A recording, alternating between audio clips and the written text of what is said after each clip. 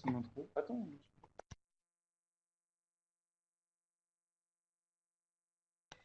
Bonjour à toutes et tous, nous allons commencer. Je profite de cette première webconférence sur les jeudis de l'habitat pour me présenter. Je suis Sandra Gavel, donc la nouvelle animatrice de la plateforme Habitat Logement suite au départ de Sabrina Boilem. Nous sommes assez nombreux aujourd'hui puisqu'il y a 131 participants à distance qui se sont inscrits, donc bienvenue à tous. J'ai l'honneur d'accueillir Marie-Claire Delpech de la DCF et Madame Anne-Catherine Ledeuf de l'Espace Cité. Ensemble, nous avons un programme de 4 autres webconférences à venir sur les sujets de la loi SRU, les politiques d'attribution de logement et le plan d'action cœur de ville. Vous recevrez prochainement une newsletter concernant tout l'ensemble des conférences. Donc la formation de ce matin porte sur le volet logement social, la loi évolution de logement et d'aménagement numérique, et elle a pour objectif de comprendre la loi Elan et déterminer les enjeux pour les collectivités territoriales concernant l'habitat et le logement. Avant de laisser la parole à Claire Delpech, je tiens à vous rappeler que vous pouvez publier vos questions sur le chat situé en bas de votre écran. Vous pouvez par ailleurs réaliser des commentaires et je les soumettrai lors des pauses à destination des questions. Madame Delpech, je vous laisse la parole.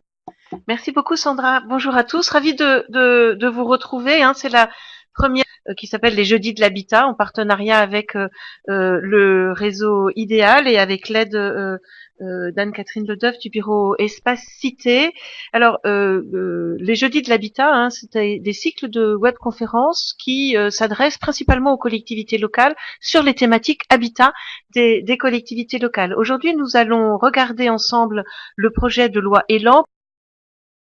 principalement sur le volet logement et logement social, l'offre de logement social du projet de loi Elan. Je ferai une courte introduction pour replacer ce projet de loi dans le contexte des attentes des collectivités locales et je céderai ensuite la parole à Anne-Catherine et puis ensuite, bien évidemment, nous accueillerons avec plaisir vos questions. Alors, pour entrer très rapidement dans le vif du sujet, quels sont finalement les objectifs du projet de loi Elan qui rentre très bientôt dans son parcours parlementaire, d'abord à l'Assemblée nationale et puis ensuite au Sénat en procédure accélérée. Finalement, des objectifs, quand on lit l'exposé des motifs, assez classiques. Il s'agit de faire face aux mutations que connaît la société française. On pourrait reprendre l'exposé des motifs des lois précédentes. On y retrouverait un petit peu les mêmes thèmes. Le logement doit répondre aux évolutions de mode de vie. On pense en particulier aux décohabitations, au développement important de ménages de personnes seules ou avec enfants, à la diversification des parcours professionnels liés à l'évolution des mobilités, au vieillissement, à l'allongement de la durée de vie, bien évidemment aux défis énergétiques toujours présents depuis maintenant de longues années, et puis le développement du numérique, bref, toute une série de motifs et de raisons qui sont présentes dans cette exposé des motifs du projet de loi Elan. Finalement, le projet de loi est construit autour de 3 axes, là aussi des choses extrêmement classiques, un fameux choc d'offre dont on ne sait pas très bien d'ailleurs quelle est sa véritable mécanique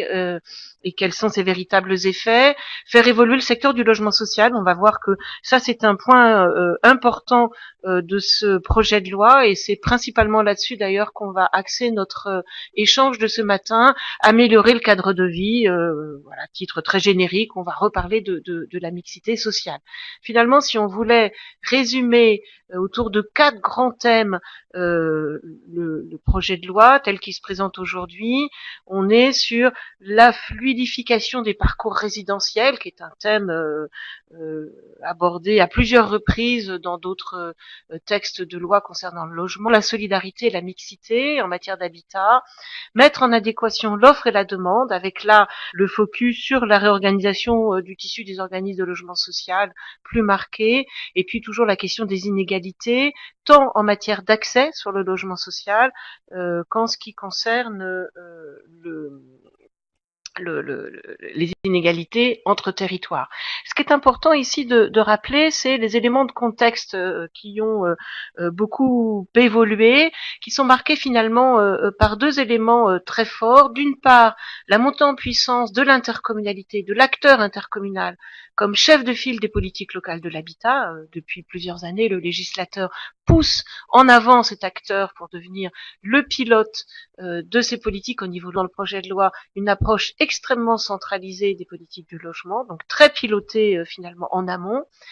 dans un environnement financier extrêmement contraint, marqué par deux points durs en quelque sorte, la mise en place de la RLS, la réduction loyer de solidarité suite à la baisse des APL dans le cadre de la dernière loi de finances pour 2018 qui a fortement fragilisé les économies, enfin le modèle économique des bailleurs sociaux et de façon forte pour un certain nombre de bailleurs sociaux, moins forte pour d'autres, il faut le dire. Et puis, du côté des collectivités locales, le dispositif d'encadrement de la dépense publique, qui les contraint de plus en plus vers des budgets réduits en fonctionnement et en investissement. Je sais pas même en passe. En fait. Voilà. Alors, la question qu'on se pose ici dans cette introduction, c'est le rôle et la place des collectivités locales dans ce projet de loi. Peut-être en amont, quelques points de repère pour mettre en avant le fait que les collectivités, et en particulier les collectivités du bloc local et l'intercommunalité, sont déjà très largement présentes, très largement investies, actives dans le domaine de l'habitat au niveau local.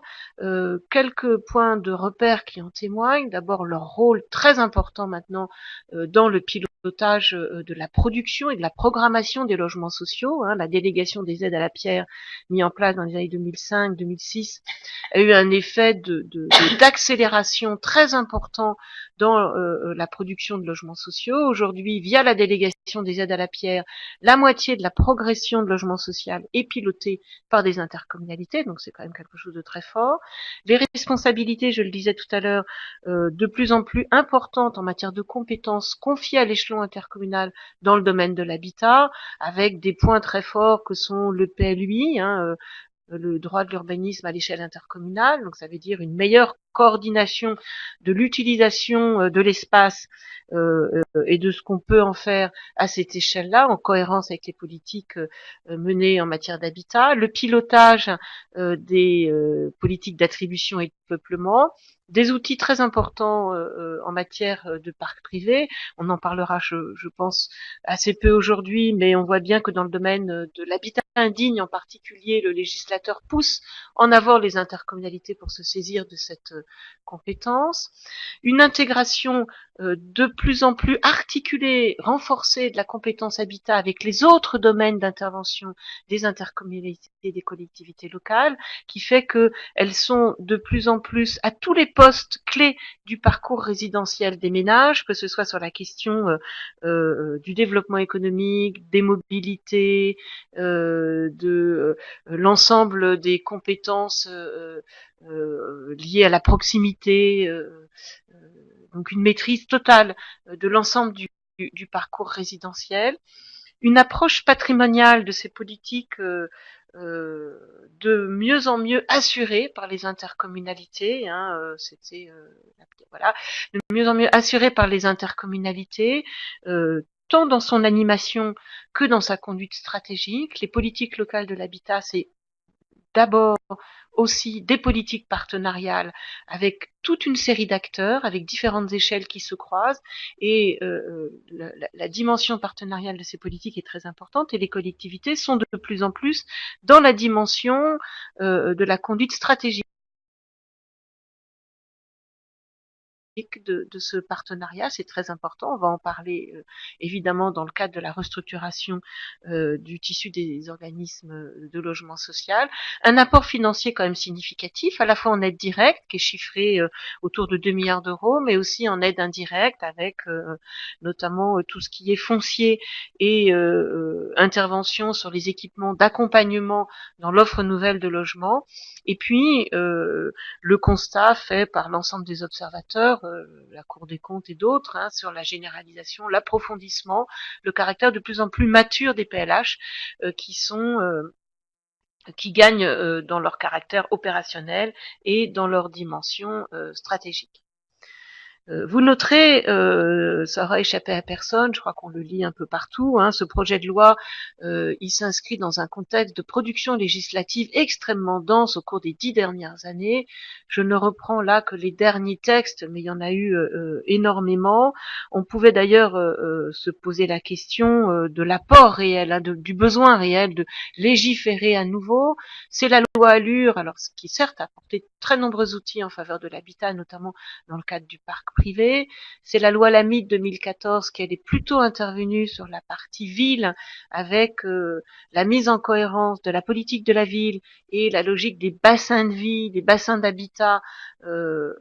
qui est l'échelle intéressante pour raisonner sur les rééquilibrages sociaux et spatiaux. Donc la signature, enfin, qui s'est concrétisée par la signature tripartite entre les communes, l'État, les EPCI sur les contrats de ville. C'est l'année dernière la loi égalité-citoyenneté et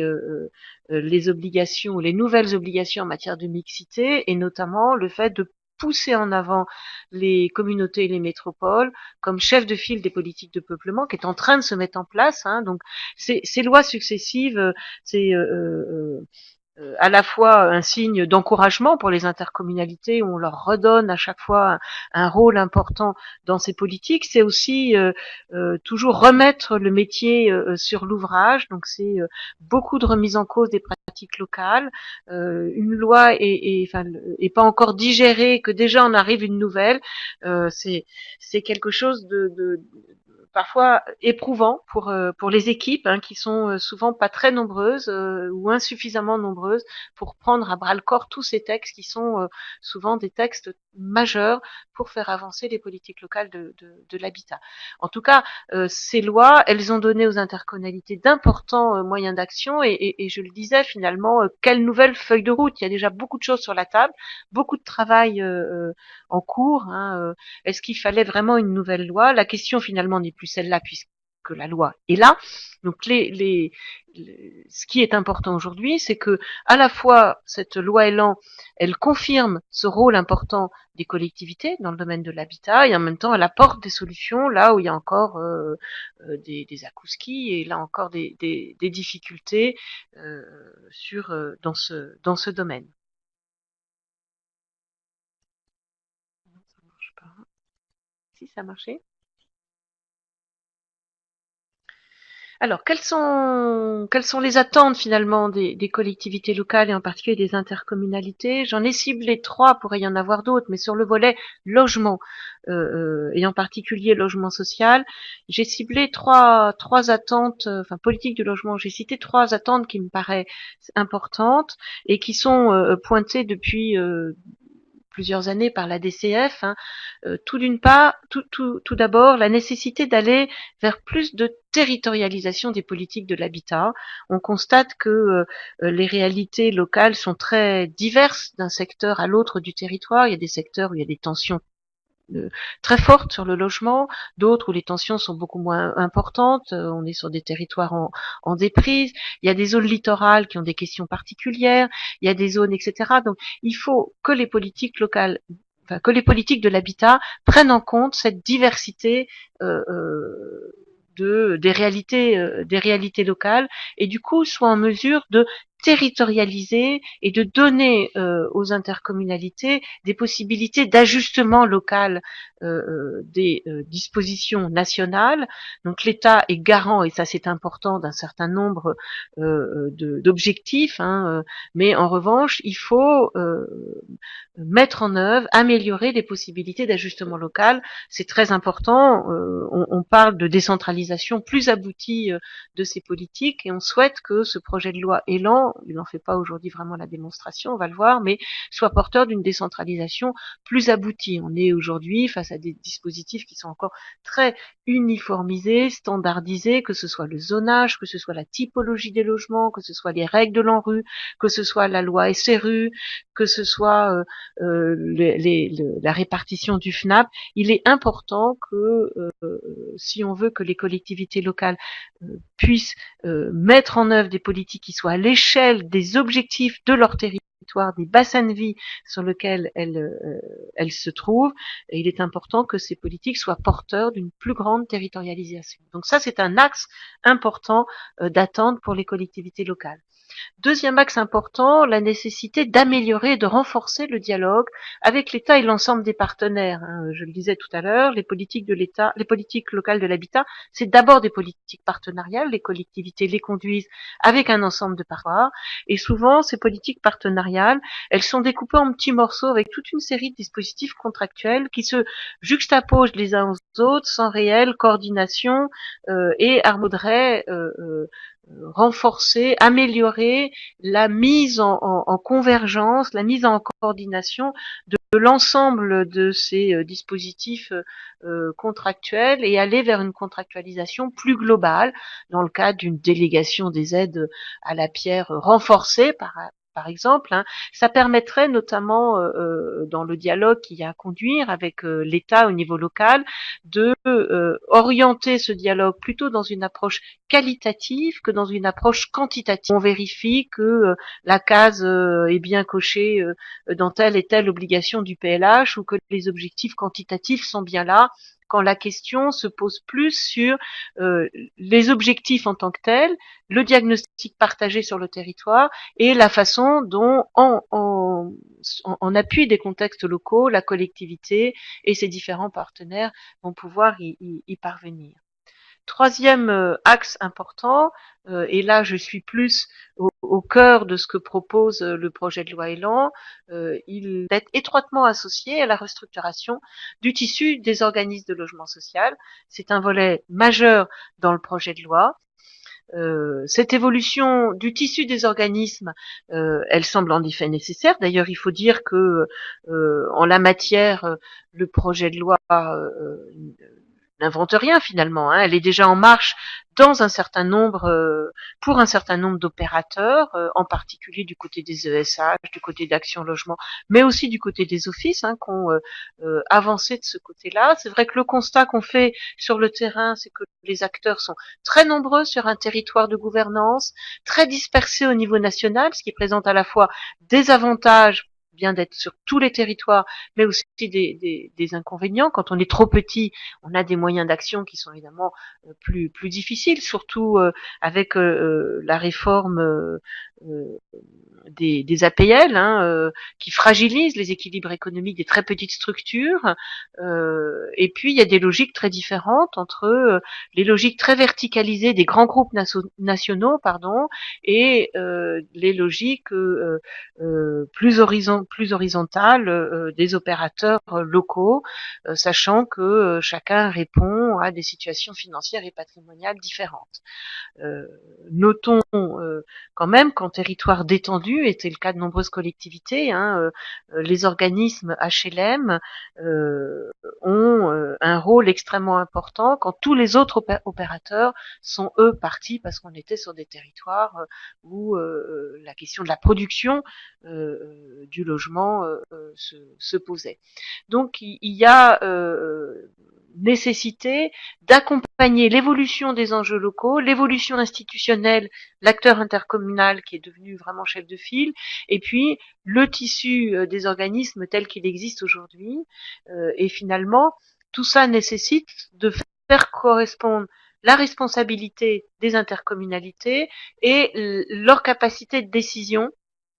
dans cette restructuration qui doit être en lien avec les territoires, donc articuler la question des groupes et les logiques territoriales de proximité, ça nous semble être un axe extrêmement important. Ça veut dire qu'il faut pouvoir, dans le cadre de ce projet de loi, conserver une gouvernance territoriale importante. La responsabilité des intercommunalités en matière d'habitat nécessite que leur capacité de décision dans les organismes HLM reste en lien avec les territoires. Alors peut-être qu'il faudra revoir la composition des conseils d'administration, c'est peut-être une proposition qu'on pourra faire.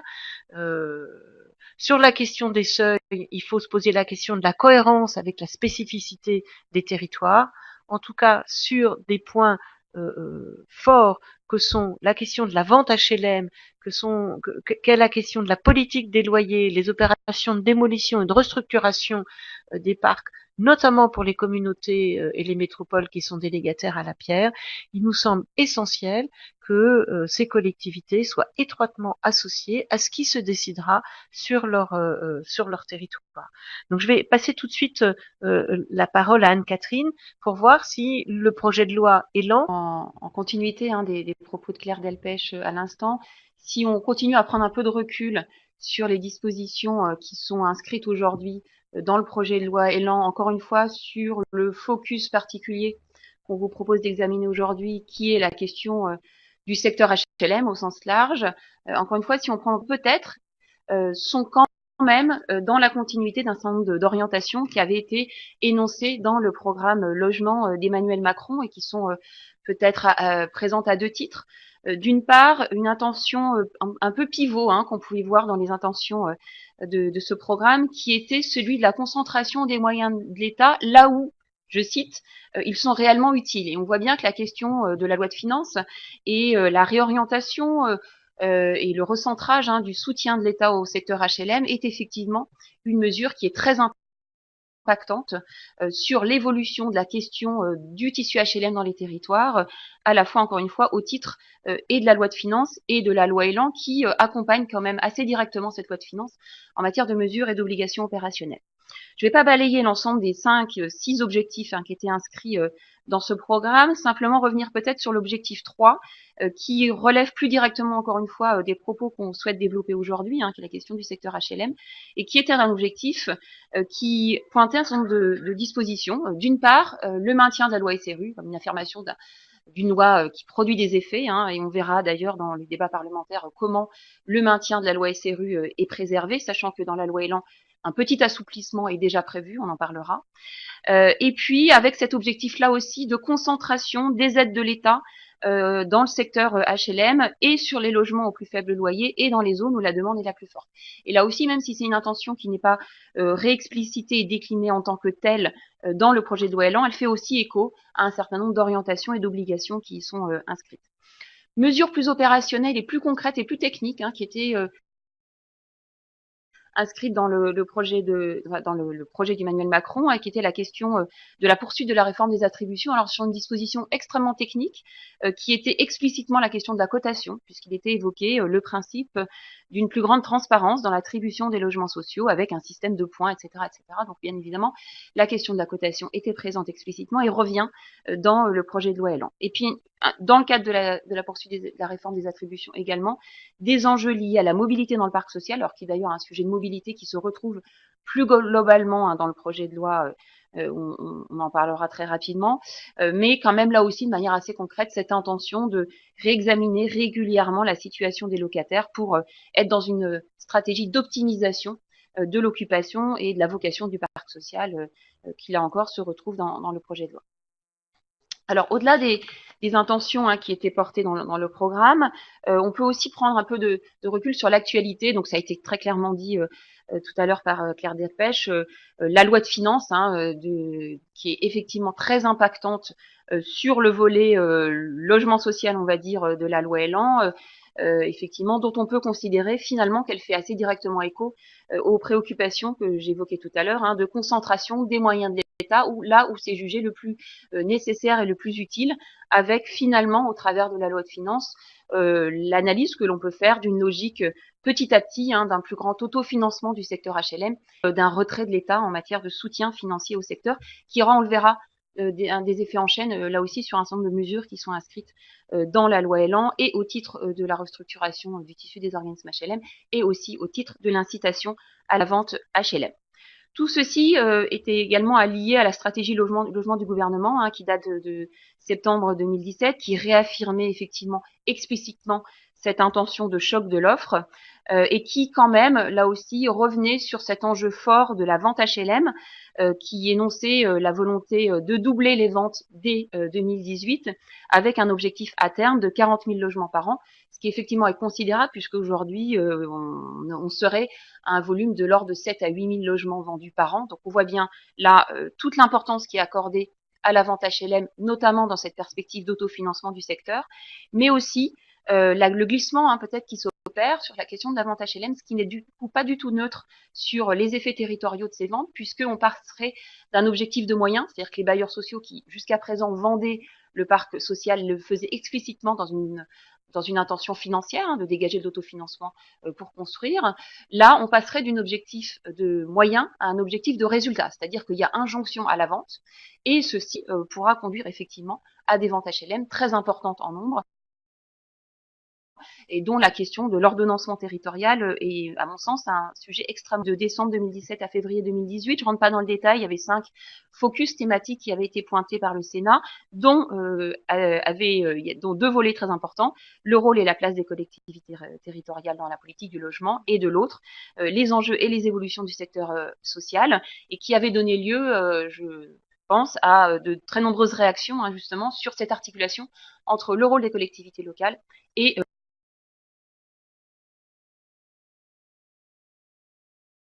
la restructuration très importante du secteur HLM, dont les liens paraissaient fragiles aux yeux d'un certain nombre de partenaires, que ce soit d'ailleurs des acteurs du secteur HLM ou des acteurs des collectivités locales. Autre point important de contexte, un certain nombre d'engagements conjoints de l'État et du mouvement HLM, donc protocole d'engagement mutuel, d'abord au titre de la Fédération des ESH, qui avait pris un certain nombre d'engagements en décembre 2017 en amont de la rédaction du projet de loi, et puis un protocole très récent, avril 2018, entre l'État et l'USH sur des dispositions d'accompagnement professionnel à la mise en œuvre des dispositions prévues par la loi Elan, et qui réaffirment toutes les deux d'ailleurs cette question de l'importance du volume de la vente HLM, qui encore une fois est un point majeur qui préoccupe les collectivités locales. Et puis dernier point, avis récent du Conseil d'État, qui d'ailleurs pointait notamment la nécessité d'étayer l'argumentaire de la loi pour démontrer en quoi la restructuration du tissu des organismes HLM répondait bien à des motifs d'intérêt général, donc qui effectivement requestionnent le sens de restructuration en lien avec, encore une fois, la question financière, mais pas que, puisqu'on voit qu'une certaine interprétation des textes peut montrer que la restructuration du tissu HLM est aussi un objectif en soi. Voilà, alors si on attaque le dur de notre propos, le projet de loi Elan, c'est quoi? C'est 4 titres, 7 chapitres et 65 articles qui sont organisés en 4 axes. Effectivement, cette question du choc de l'offre, construire plus, mieux et moins cher, avec toute une batterie de dispositifs de facilitation de l'acte de construire. On rentrera pas dans le détail de ces dispositions aujourd'hui, mais c'est notamment les fameuses GOU, les opérations d'aménagement, la simplification des normes, l'encadrement des recours abusifs, donc le titre 1 de la loi. 2 dispositions sur lesquelles on va se concentrer plus fortement aujourd'hui, c'est les titres 2 et 3, qui sont relatifs à l'évolution du secteur du logement social et à la poursuite de la réforme des attributions. Et puis un titre 4, donc celui de l'amélioration du cadre de vie, qui porte, pour faire simple, à la gestion du tissu immobilier urbain déqualifié, donc dans lequel se retrouvent les fameuses opérations ORT en accompagnement des mesures Action Cœur de Ville, et aussi la poursuite de dispositions relevant de la lutte contre l'habitat indigne. On est dans un calendrier très actuel, puisque le projet de loi en Conseil des ministres date du 4 avril. On entre dans l'examen parlementaire et du débat parlementaire autour de la loi, avec la perspective énoncée par le gouvernement d'aller vite pour un texte qui, à ses yeux, pourrait, il faut être prudent peut-être, être adopté en septembre 2018. Voilà, donc on va s'intéresser encore une fois aux titres 2 et 3 de la loi qui sont relatives au secteur HLM. Le titre 2, on va commencer par celui-là, porte 3 dispositions importantes. La restructuration du tissu des organismes HLM avec l'émergence de groupes immobiliers de manière transversale, l'évolution également du métier des organismes HLM, deuxième grande disposition, et puis troisième grande disposition, cette incitation à la vente HLM qui encore une fois est alliée assez fortement avec les intentions quantitatives énoncées au niveau national et la question du modèle économique du secteur HLM. Donc si on s'intéresse au premier chapitre du titre 2, qui est la question de la restructuration du tissu HLM, la loi nous dit quoi? La loi nous dit qu'il s'agit d'accompagner l'évolution, la restructuration, le financement des bailleurs sociaux, de leur patrimoine et la mutation de l'organisation du service public du logement social. Donc on voit bien là qu'on passe effectivement dans une généralisation de l'émergence des groupes immobiliers, hein, comme l'évoquait tout à l'heure Claire Delpech, ce ne sont pas des dynamiques qui ont attendu la loi pour exister, puisqu'il y avait déjà des mouvements de regroupement d'organismes HLM qui existaient, soit sur initiative des organismes eux-mêmes, soit sur initiative de leur actionnariat. Donc ce mouvement était en route. Pour autant, on est vraiment dans la généralisation du modèle, hein, qui va affecter l'ensemble des familles HLM et qui va affecter de fait l'ensemble des territoires de France, avec de ce fait une mise en premier rang, si je puis dire, des collectivités locales qui sont concernées à la fois du fait de la généralisation du phénomène et à la fois du fait que ces initiatives vont concerner aussi, et je dirais tout autant, les OPH, qui bien évidemment sont sur leur gouvernance directe, et concerner les OPH sur injonction, c'est-à-dire que c'est pas du fait de l'initiative forcément de l'actionnariat des OPH, mais du fait des obligations de la loi, et à la fois loi de finances et loi Elan. Donc effectivement, il faut relier ces dispositions, hein, encore une fois, avec la feuille de route du gouvernement qui énonçait cet objectif globalement de restructuration, et puis la loi de finances qui est effectivement tout aussi importante, où encore une fois, on voit qu'on bascule de cette obligation de moyens à une obligation de résultat, y compris sur la restructuration du tissu de l'organisme HLM, puisqu'il y a obligation à faire. Et il y a obligation à faire selon quels critères? Selon un critère de taille, et non effectivement pas de critères financiers, même si le lien est explicitement énoncé dans la loi, puisque les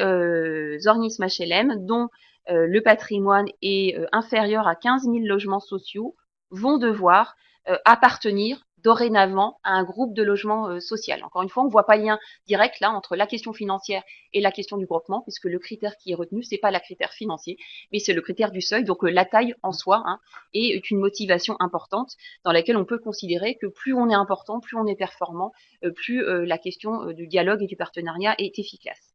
Pour mener à bien ces regroupements, les organismes HLM ont 3 ans, puisqu'il s'agit effectivement d'arriver à l'émergence de ces groupements à la date du 1er janvier 2021. Ça peut paraître long, mais ça peut paraître aussi assez court, et on voit aujourd'hui dans les territoires peut-être une forme de précipitation, hein, de la part des organismes HLM à ne pas être le dernier à négocier, ce qui là aussi a des incidences importantes sur la manière et la place que les collectivités locales peuvent assurer dans ce dialogue entre organismes au titre des rapprochements qui sont en train de s'orchestrer. Alors, précision, il est fait état d'exception, hein, donc d'une exception pour certains organismes et globalement les organismes dont l'activité principale est l'accession sociale à la propriété, puisque ces organismes-là, et pour ceux qui n'auraient pas construit ou acquis plus de 600 logements locatifs sociaux autour des 6 dernières années, ne seraient pas dans l'obligation de rejoindre un groupe. Et puis une exception territoriale qui est, si je puis dire, la seule critère d'entrée territoriale qui a été pris à ce jour, contrairement ou en écho à ce qu'avait dit Jacques Mézard à la clôture de la conférence de consensus, hein, dans lequel il avait énoncé qu'il ne fallait pas prendre en compte que les critères exclusifs de taille, mais aussi de territoire. Aujourd'hui, la réponse de la loi Elan, c'est de considérer que dans les départements où il y aurait un seul organisme, le critère du seuil ne jouerait pas. Donc on voit bien que la question de la clé d'entrée territoriale est très limitée aujourd'hui à cette seule exception. Cette loi Elan fait émerger globalement 3 formes de groupes de logement social. Alors ceux qui préexistaient, qui sont un peu les formes de groupes traditionnels, hein, au sens code du commerce ou capitalistique du terme, donc les groupes immobiliers dans lesquels la société mère est soit un organisme HLM, soit pas, donc qui sont encore une forme, les formes classiques, hein, qui ne sont pas touchées aujourd'hui par la loi, mais aussi l'émergence d'une nouvelle forme de groupement sur inspiration forte des propositions qu'avait fait la Fédération des offices publics HLM, qui s'appelait à l'époque les communautés d'office, et qui là, dans la loi Elan, s'appellent les sociétés anonymes de coordination et qui sont une forme inversée, hein, des traditionnels groupes HLM dans lesquels le capital de la société est détenu par les membres organismes HLM avec une intention de groupement de moyens, de mise à disposition de moyens communs, tout en préservant de manière très attentive la gouvernance initiale, ce qui effectivement est un sujet très important pour les OPH, qui vont garder un lien avec les territoires très important, et puis ce socle commun de mise à disposition de moyens au niveau plus global du groupe. 2 autres mesures s'inscrivent dans cette perspective de la réorganisation du secteur HLM. La fusion d'organismes de logement social qui étaient rattachés aux intercommunalités, donc les OPH intercommunaux, mais qui étaient parfois plusieurs sur les territoires. Alors ça concerne 30 OPH au niveau national, hein, donc c'est un nombre plus ou moins importants. C'est 15 intercommunalités et dont la moitié à peu près sont des intercommunalités classiques, c'est-à-dire les intercommunalités, je puis dire, de province, et puis 8 EPT. Donc on voit bien que c'est un sujet aussi assez fortement francilien, puisqu'on voyait qu'en Île-de-France, le rattachement assez récent des OPH sous l'injonction de la loi NOTRe aux intercommunalités n'avait pas forcément produit de regroupement entre ces OPH avec finalement des OPH parallèles qui d'ailleurs gardaient un lien politique important avec la collectivité de rattachement initial. Donc là, la loi nous dit il faut les fusionner, peut-être pour assumer plus fortement l'incarnation intercommunale de cet outil et aussi, peut-être surtout, pour aller aussi vers un rassemblement et une masse critique au titre des organismes HLM.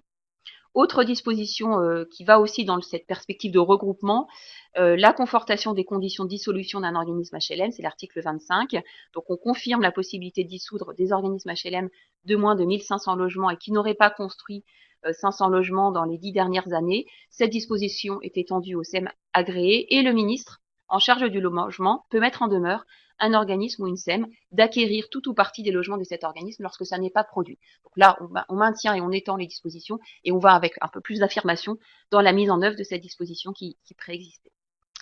Toujours sur la question des groupes immobiliers, 2 autres mesures peuvent être citées. L'élargissement, j'y rentrerai pas trop dans le détail, l'élargissement des possibilités de fusion entre les organismes de logements sociaux et les sociétés d'économie mixte, c'est l'article 26, et la facilitation, ça c'est un point sur le fond, je ne vais pas rentrer dans le détail de la mesure, important aussi dans la philosophie autour des regroupements des organismes HLM, la facilitation de la circulation des capitaux entre les organismes de logement social, avec des simplifications et l'élargissement des mesures de prêt et d'avance entre organismes, puisque aux yeux du gouvernement, l'émergence de groupements facilite aussi justement dans ce modèle d'autofinancement du secteur de la circulation de capitaux d'un organisme HLM à l'autre. Alors le deuxième volet important de l'évolution du secteur HLM, c'est l'évolution du métier et des missions des organismes, avec là aussi des dispositions plus ou moins importantes, dans l'objectif énoncé de moderniser et simplifier certaines règles applicables au secteur du logement social pour le rendre plus efficace, dans une perspective, je cite, à la fois économique et sociale, et d'amélioration de la lisibilité de certaines dispositions du CCH. Donc il y a aussi des mesures de simplification qui sont inscrites à ce titre. La mesure qui me semble la plus importante, c'est l'incitation et la facilitation de la création de filiales auprès des organismes HLM, que ce soit les ESH, les OPH ou les coopératives, avec la création de filiales autour d'objectifs précis que sont la construction et la gestion d'équipements publics. On voit bien qu'un certain nombre d'organismes HLM étaient à la limite de leurs compétences,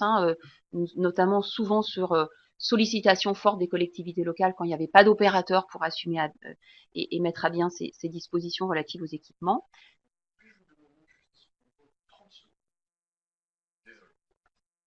Sandra dire qu'on va marquer une petite pause. Nous allons marquer une légère pause parce qu'il y a plusieurs problèmes de latence. Participant là, oui. Vous me dites quand ça marche. J'étais sur la question donc de l'évolution des métiers des organismes HLM avec la création de filiales incitées et facilitées par la loi Elan, filiales dont les métiers pourraient être la gestion et la création d'équipements, la réalisation de prestations de services pour les syndicats de copropriétaires, la réalisation d'études et d'ingénierie urbaine pour le compte des collectivités locales, donc là qui est un métier plus particulièrement nouveau qu'on voit émerger dans le cadre de ces évolutions, qui là aussi font écho à des sollicitations parfois très pressantes qu'avaient les collectivités locales dans certains territoires pour voir des organismes HLM les accompagner quand il y avait effectivement déficit d'opérateurs, voire d'ingénierie. Et puis des prestations de services pour des publics spécifiques que sont les personnes âgées ou en situation de handicap. Donc la facilitation et l'évolution qu'on pourrait aussi lier avec une certaine prudence, avec la question de cet autofinancement du secteur, dont on peut voir qu'il pourrait y avoir des centres de profit nouveaux qui pourraient émerger. Alors il faut être assez prudent, puisque ce ne sont pas forcément des centres de profit extrêmement bénéficiaires, mais qui là aussi pourraient être adossés à un nouveau modèle économique du secteur HLM. Et puis d'autres dispositions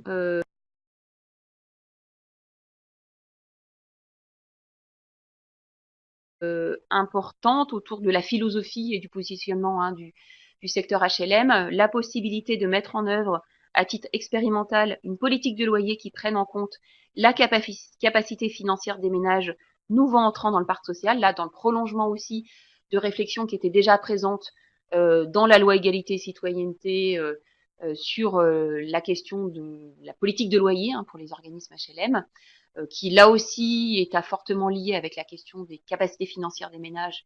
et le rôle des loyers dans cette capacité financière. Et puis une dernière disposition que je commenterai pas, mais qui a fait l'objet de pas mal aussi de réactions publiques, dérogation à certaines obligations relatives à la maîtrise d'ouvrage public et à l'obligation de recourir au concours d'architecture pour les organismes de logements sociaux, dans cette intention de faciliter et d'accélérer l'acte de construire en lien avec effectivement des dispositions relatives au choc de l'offre énoncée effectivement assez explicitement dans les intentions du gouvernement. Troisième volet important du titre 2, la facilitation et l'incitation à la vente HLM. Encore une fois, on retrouve ici le lien avec la loi de finances, avec l'enjeu d'autofinancement du secteur et à cette bascule d'un objectif de moyens. La vente HLM, c'est sur initiative propre des organismes HLM un des moyens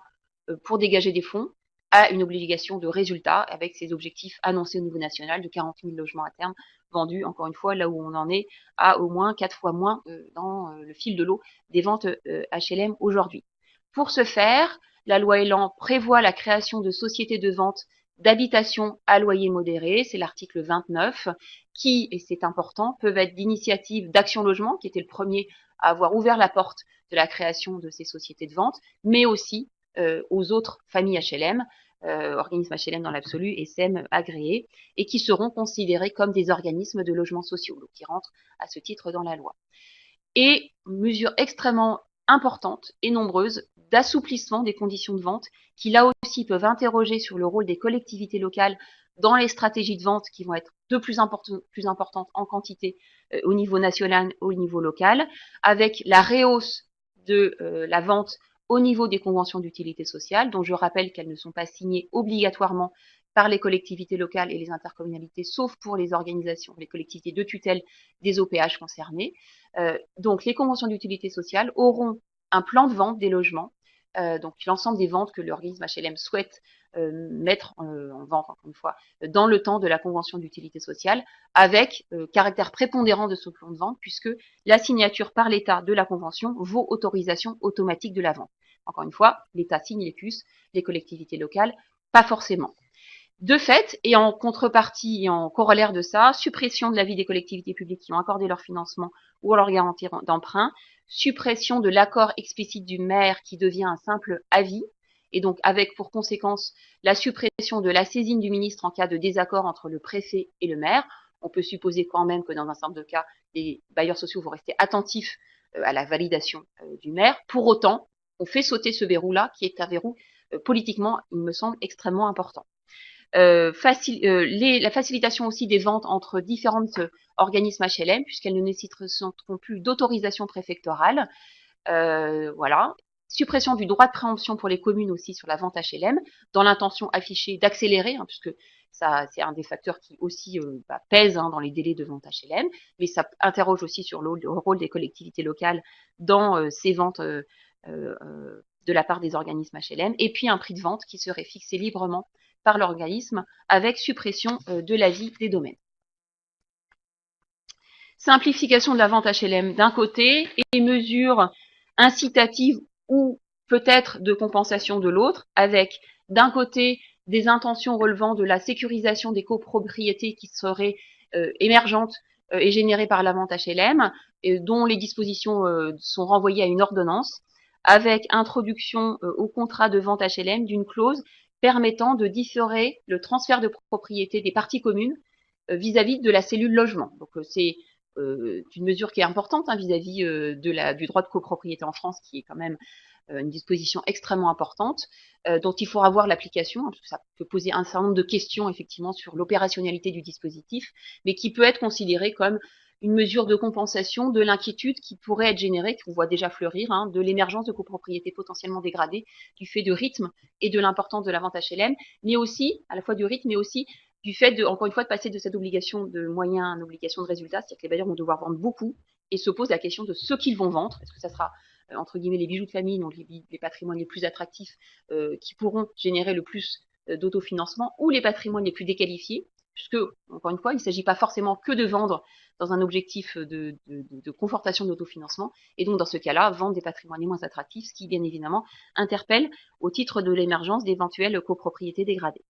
Et puis, deuxième mesure d'incitation importante, extension des délais de prise en compte de la vente HLM dans la loi SRU. On passerait d'une prise en compte de 5 ans à 10 ans, qui effectivement est aussi une réponse aux réactions qu'ont eu certains nombre d'élus, eu égard au caractère paradoxal de la vente HLM, eu égard à l'échéance se rapprochant de 2025 dans l'atteinte des objectifs de la loi SRU. Le titre 2 prévoit enfin une série de dispositions qui impactent aussi les organismes HLM et le parc social. Je ne vais pas rentrer dans le détail. Simplement rappeler que le titre 3, qui est l'article 34, sur lequel on ne rentrera pas dans le détail là aussi, la création du bail mobilité, donc qui relève du titre 3, concerne l'ensemble du parc, mais aussi le parc HLM, avec effectivement la mise en place d'une durée réduite de location, de minimum 1 mois, d'une durée maximum d'1 an, qui est effectivement une des dispositions qui était déjà présente aussi dans le programme d'Emmanuel Macron. Voilà pour le premier, si je puis dire, la première grande brique, des dispositions prévues dans la loi Elan au titre du secteur HLM, dont on voit effectivement un mouvement important autour de cette question de la restructuration du tissu des organismes HLM et aussi la vente HLM, qui peut très clairement interroger sur la place des collectivités locales dans l'ensemble de ce dispositif, et qui finalement pourrait effectivement être le reflet d'une vision plutôt centralisée des politiques du logement, où on voit qu'on cherche de l'efficacité, un retrait et un recentrage des dispositifs de soutien de l'État au secteur HLM, qui encore une fois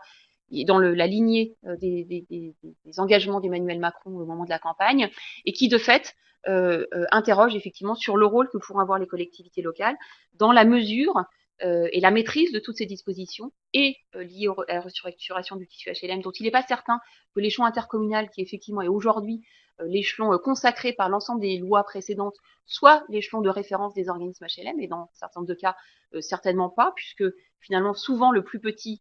échelon territorial d'assises des organismes HLM, c'était l'intercommunalité, donc on va monter à des échelles plus larges, qui bien évidemment interrogent les intercommunalités au titre de la mise à distance des collectivités locales dans la capacité de négocier avec les organismes HLM, et peut-être finalement un rôle un peu paradoxal entre l'efficacité attendue au niveau national, à la fois en termes financiers de partenariat, et l'efficacité au niveau local, puisque ça pourrait se relever finalement et d'un transfert de charges financières au niveau des collectivités locales d'un côté, et de l'autre, sur une mise à distance peut-être des collectivités locales dans le partenariat avec les organismes et leur capacité à peser sur un certain nombre de choix d'investissement et d'un choix stratégique relevant de ces organismes HLM. Voilà pour la première brique. On peut prendre des séries de questions s'il y a des séries de questions. Alors pour le moment, j'ai pas de questions de la part des participants. Surtout, n'hésitez pas à poser vos questions dans le canal chat. Par contre, moi j'en ai une. Est-ce que l'on tend par cette loi vers un interlocuteur unique à terme, à l'instar d'Action Logement? On n'en est pas là. On en est cependant à effectivement des intentions qui ne sont pas exprimées explicitement dans la loi, mais dans lesquelles on voit apparaître pour l'État, et c'est aussi peut-être le reflet de cette vision un peu assez centralisée des politiques du logement, un État qui aurait intérêt à voir émerger au niveau national un nombre plus réduit d'organismes HLM, lui permettant à la fois de mieux peser, c'est-à-dire c'est plus facile de négocier avec un nombre réduit qu'avec un nombre extrêmement important, et donc cette question du juste nombre au niveau national apparaît comme très important, là où il n'est pas forcément si explicitement au niveau local, puisque un certain nombre de collectivités locales avaient à l'inverse souhaité ouvrir le champ de bailleurs sociaux, territoires dans lesquels le fait qu'il y ait 1, 2, 3, 4 bailleurs sociaux prédominants leur permettait pas toujours de peser suffisamment. Donc certaines collectivités, à l'inverse du resserrement du nombre attendu au niveau national, ont souhaité plutôt aller dans une ouverture du nombre. Voilà, donc cette question de la restructuration du tissu des organismes HLM, encore une fois, est le reflet d'une vision plutôt centralisée dans lequel, effectivement, on pourrait aller vers un nombre plus faible. On n'en est pas encore à un opérateur unique, mais effectivement, plus petit en nombre, plus transversal aussi en matière de place des familles HLM. Où on voit que notamment la troisième voie des groupes immobiliers va permettre aussi des alliances entre familles HLM d'un genre nouveau, voilà, qui peut-être un jour pourrait aller vers un opérateur unique, mais j'aurais tendance à dire qu'on n'en est pas encore là, même si encore une fois pour le gouvernement actuel, avoir moins d'organismes HLM, c'est aussi la moyen de peser davantage dans leur stratégie. Peut-être qu'on peut compléter en disant qu'il y a un non-dit dans ce projet de loi qui est ce qui se passe en Île-de-France, hein, où il y a à la fois énormément de bailleurs qui sont présents, dispersés à l'excès sur beaucoup de territoires. Hein, je pense à certains territoires qui ont jusqu'à 30, 40, voire beaucoup plus de bailleurs sur des tout petits morceaux de parc. Finalement, c'est là que se situe vraiment le problème de la réorganisation. Enfin, c'est surtout là que se situe le problème, pardon, la réorganisation des bailleurs sociaux vers quelque chose qui soit en phase avec l'organisation institutionnelle en matière de politique de l'habitat, qui elle non plus n'est pas encore au rendez-vous, compte tenu, pour l'instant, d'un empilement assez peu visible, un peu d'une organisation pour l'instant mal ficelée, on va dire ça comme ça, hein, des politiques locales de l'habitat en Île-de-France, entre ce que fait la MGP ou ce qu'elle ne fait pas, ce que vont faire les territoires, ce que faisaient avant les intercommunalités plus ou moins montées au niveau des territoires, et ce que les communes veulent continuer à faire, parfois sans prendre en compte la nécessité de rééquilibrage sociaux, spatiaux, qui pourtant s'imposeraient. D'accord, merci. Alors j'ai une autre question concernant la sécurisation des copropriétés générées par la vente HLM. Quelles sont plus précisément les modalités de maintien de l'organisme HLM dans la copro au titre des parties communes? Est-ce une obligation, une possibilité? Alors aujourd'hui, sauf erreur de ma part, je n'ai pas vu de disposition relevant de cette obligation. Après, on voit dans le cadre des filiales qui sont effectivement prévues dans la loi Elan, ce rôle le plus important que pourraient jouer les organismes HLM dans ce métier d'ingénierie au service des syndics de copropriété.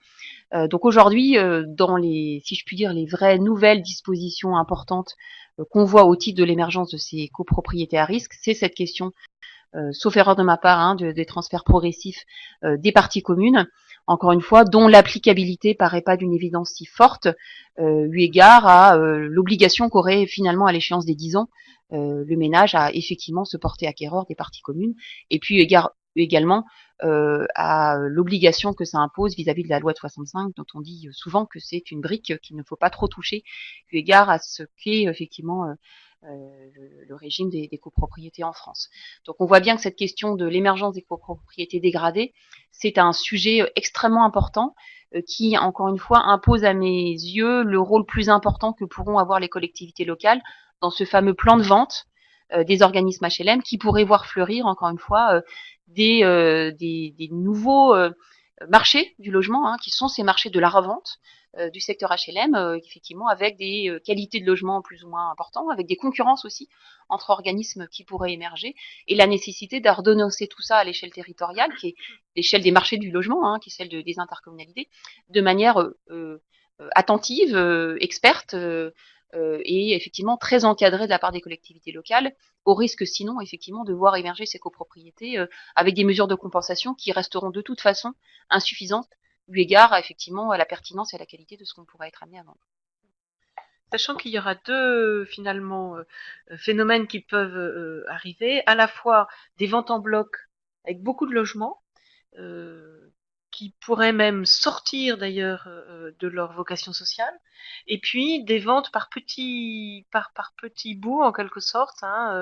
très éclatées, un logement par-ci, un logement par-là, qui vont effectivement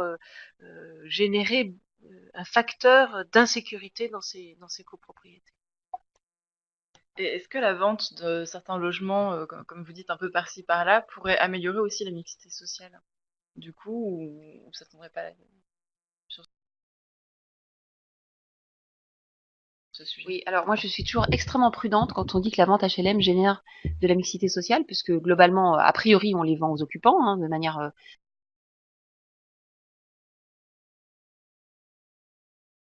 alors voilà. En tout cas, jusqu'à présent, effectivement, c'est une disposition qui est extrêmement importante. On verra effectivement les évolutions à venir. Donc, je ne vois pas en quoi ça facilite la mixité sociale, et j'aurais tendance à dire à l'inverse que si l'émergence de copropriétés dans des patrimoines dont la qualité et l'attractivité est toute relative pourrait, à l'inverse, encore une fois, générer des situations de poches de pauvreté extrêmement importantes où effectivement on voit bien Le risque aussi, avoir des phénomènes de propriétaires bailleurs cherchant une rentabilité locative importante, sans être pour autant dans des situations de marchand de sommeil professionnel, mais qui effectivement pourraient conduire à des situations inextricables et immaîtrisables de la part des opérateurs et des collectivités locales vis-à-vis de l'émergence effectivement de copropriétés très fragilisées et qui accueilleraient finalement des populations plus fragiles que dans le parc social. Donc ça, c'est aussi, si on reprend l'exemple de l'Île-de-France, on voit déjà au niveau de l'Île-de-France la trajectoire très défavorable que montrent certaines copropriétés du parc privé. Si on y rajoute du vente HLM dans des secteurs dépréciés, parce que c'est effectivement un des risques, dans les deux trajectoires qu'évoquait Claire, qui sont on vend les patrimoines très attractifs, ce qui pose une question d'équité sociale, puisque les ménages en termes de mixité pour le coup, je pense qu'on n'y est pas, parce que les ménages les plus modestes ne pourront plus accéder à au patrimoine des secteurs les plus valorisés, puisque là on sera dans des ventes. Effectivement, cela aura peut-être des trajectoires positives. Puis à l'inverse, des patrimoines les plus déqualifiés, on sera à l'inverse dans un renforcement des situations de pauvreté. Donc j'aurais tendance à dire que peut-être à l'inverse, on serait effectivement dans une atteinte à la mixité sociale.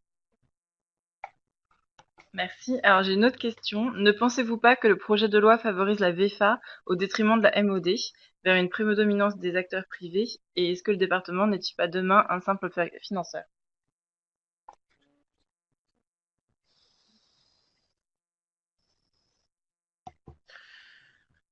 Je pense qu'il est un peu tôt pour dire que le projet de loi favorise la VFA. Par ailleurs, les bailleurs sociaux sont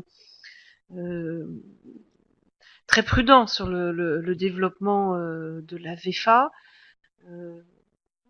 La vente, elle va concerner du parc qui est déjà là, donc la VFA s'intéresse plus au parc à produire et au parc neuf. Donc je suis pas certaine que le projet de loi aille dans ce sens. Après, sur le rôle du département, il y a une vraie question qui a été soulevée tout à l'heure par Anne-Catherine et qui est sous-jacente dans l'organisation des seuils minimaux de regroupement des acteurs, enfin des bailleurs, tel qu'il est défini dans le projet de loi. 15 000, mais avec une clause à l'échelle des départements, ça veut dire que dans certains départements, on pourra avoir un bailleur à l'échelle du département en deçà de 15 000 logements, avec une interrogation dans l'articulation entre la partie urbaine ou agglomérée où il y a déjà des acteurs, des petits offices ou des petites ESH, etc., qui pourraient faire un groupe mais qui n'atteindrait pas le seuil, et puis un office départemental qui lui atteindrait le seuil en se mariant avec les acteurs de proximité. Donc du coup, il y aura une question là sur l'articulation de ces acteurs et la gouvernance au sein de structures nouvellement formées. Merci. Alors j'ai pas une question pour le coup, c'est un commentaire. On voit bien le paradoxe, considérer que les CT devront être très attentives à ces tendances, mais réduction de leur marge de manœuvre en supprimant l'autorisation du maire à ces ventes.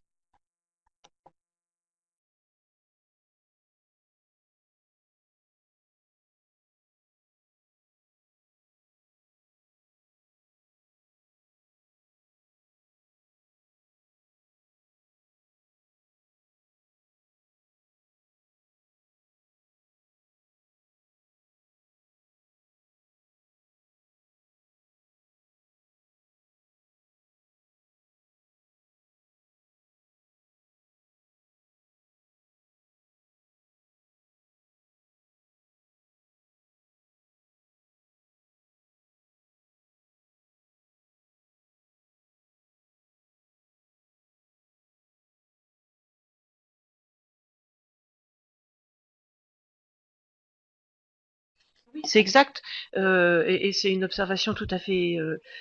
judicieuse. C'est d'ailleurs dans cet esprit-là que la DCF et l'ensemble de ses partenaires vont, dans le cadre du travail parlementaire, proposer un titre 5, il y a 4 titres, un titre 5 au projet de loi, où on va essayer de faire évoluer la place des collectivités beaucoup plus déterminante sur la vente, sur les politiques de loyer, dans la signature des CUS et dans l'évolution du parc d'une façon générale. On voit bien cette question des effets territoriaux, de cette question très symbolique et très importante de la restructuration du tissu HLM est très importante.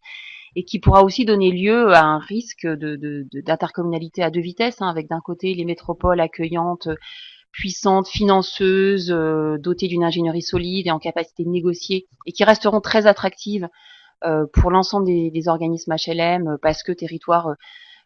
permettant aussi un autofinancement peut-être plus important que d'autres, dans lesquels finalement la place des collectivités locales pourrait être préservée, parce qu'elles pourront peser de fait, eu égard à leur attractivité et encore une fois à leur puissance politique et à leur ingénierie technique. Et puis de l'autre, les territoires plus défavorisés, hein, donc sur lesquels aujourd'hui le projet de loi n'apporte pas de réponse,